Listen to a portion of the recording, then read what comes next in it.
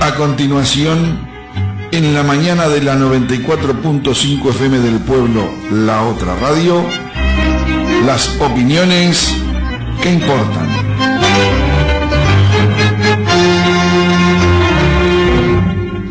Los contenidos emitidos en este espacio no son responsabilidad de la emisora.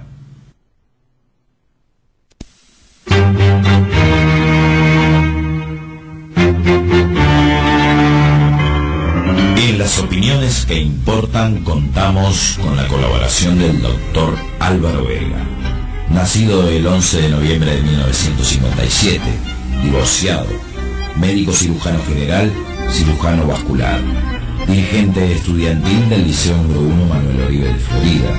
En 1983 integra la dirección del Sindicato del Círculo Católico, refundación. En la misma fecha, refundación de la PROFUS, Federación Uruguaya de la Salud. De 1983 a 1987, delegado del personal no médico en el directorio del Círculo Católico de Obreros de Montevideo. De 1985 al 86, secretario del Interior de la Federación Uruguaya de la Salud. Del 88 al 89, presidente de la Asociación de Funcionarios del Círculo Católico de Obreros de Montevideo. Del 93 al 94, secretario del Sindicato Médico de Florida. Del 97 al 98, presidente del Sindicato Médico de Florida. Del 99 al 2000, secretario del Sindicato Médico de Florida. Del 96 al 2001, presidente de la Comisión Directiva de la Unión Atlética de Florida. Del 2000 al 2005, presidente del Sindicato Médico de Florida.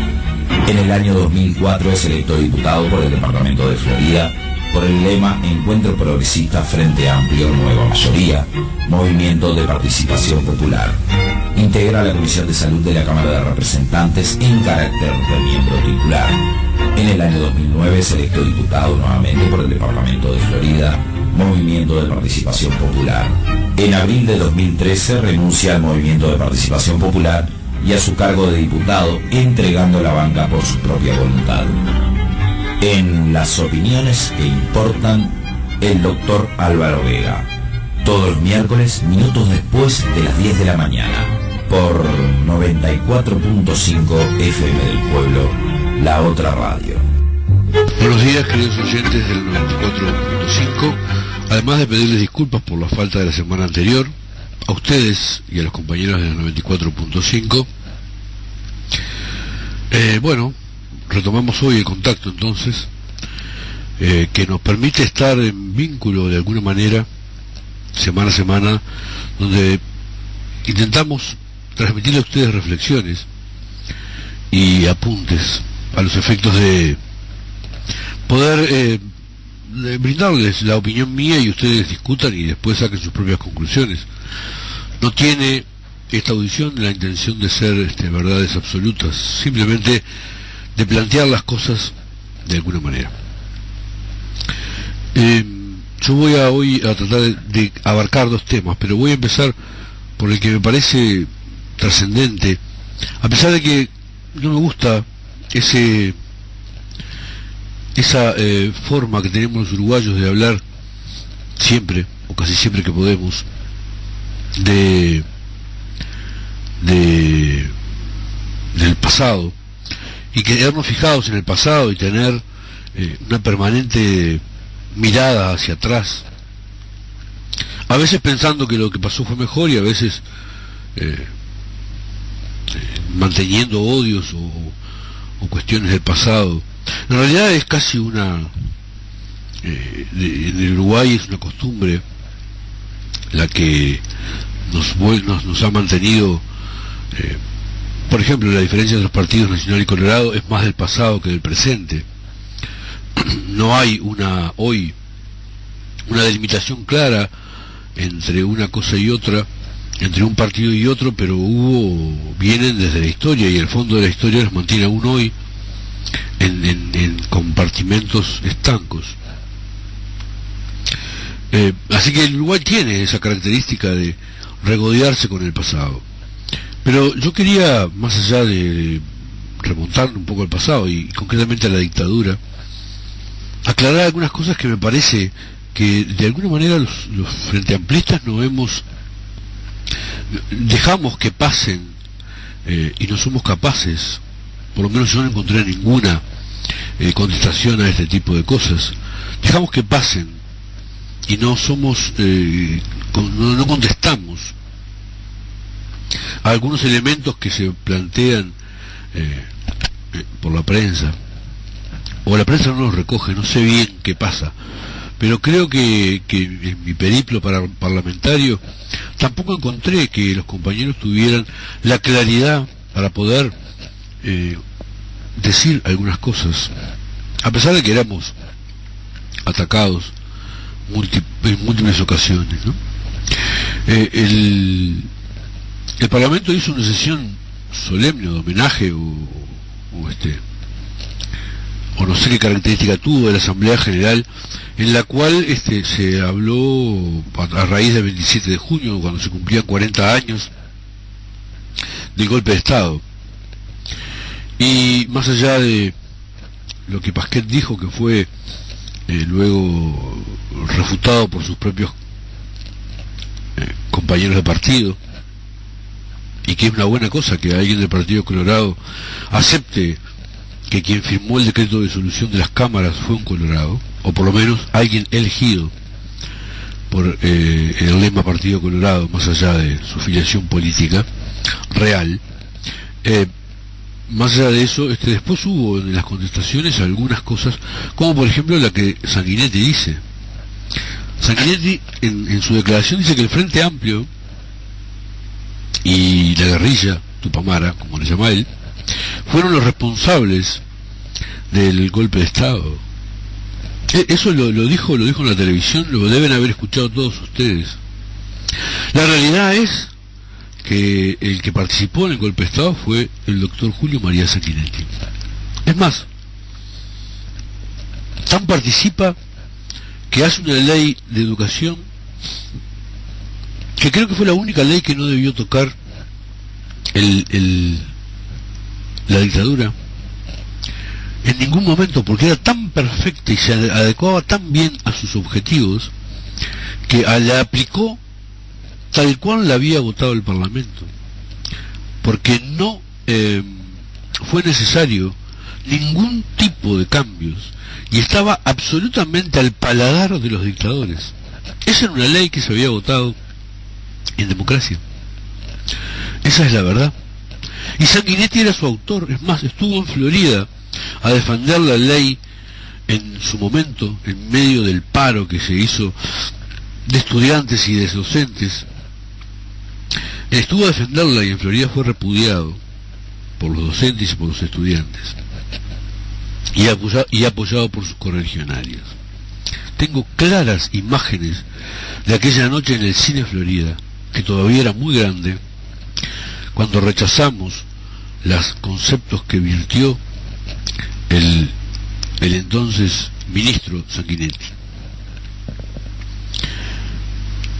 La dictadura no es, y lamentablemente eso a veces nosotros nos perdemos, exclusivamente militar, sino que está matizada por civiles. Es más, de mi relación con las Fuerzas Armadas durante la época en que me tocó ser parlamentario, me quedó absolutamente claro que más allá que después se hayan desmadrado, no tengo dudas que la primera orden fue civil, porque los militares no darían un paso si no hubiera habido una orden civil. Después, claro, como a todos, como a los niños chicos, cuando le das un juguete capaz que te lo rompen. Después ellos se fueron de madre y aparecieron gente con mucha ambición, como Gregorio Álvarez, y con muchas cosas que cubrir y que hacerse perdonar, y con mucha ambición económica también.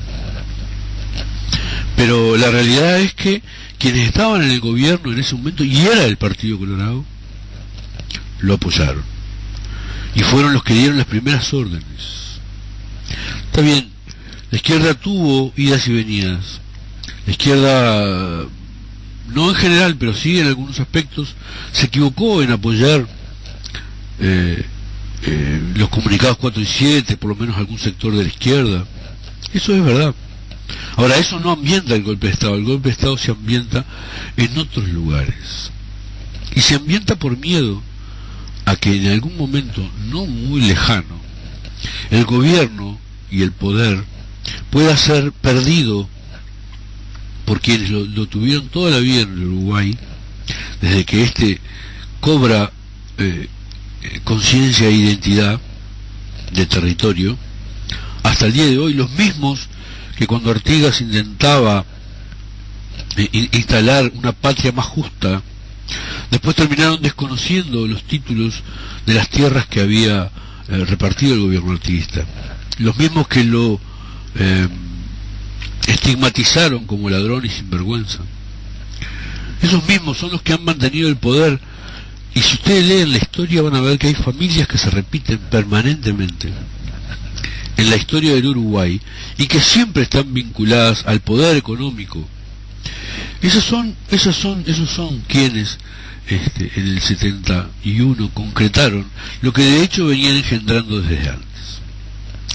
Y yo puedo aceptar que alguien crea que la guerrilla fue parte de los componentes que generaron un golpe de Estado.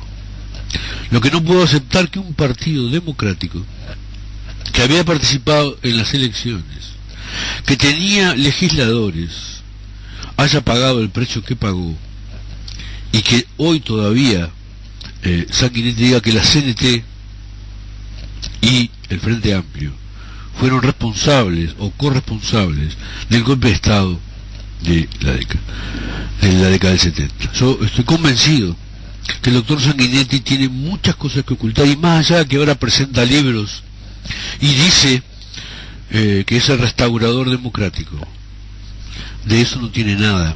Y que es más, gracias a él, que cubrió a los militares, porque tenía pecaditos que cubrir también, el Uruguay ha tenido sin resolver durante 40 años una serie de problemas que todavía nos anclan al pasado y que cada tanto salimos a discutir de nuevo.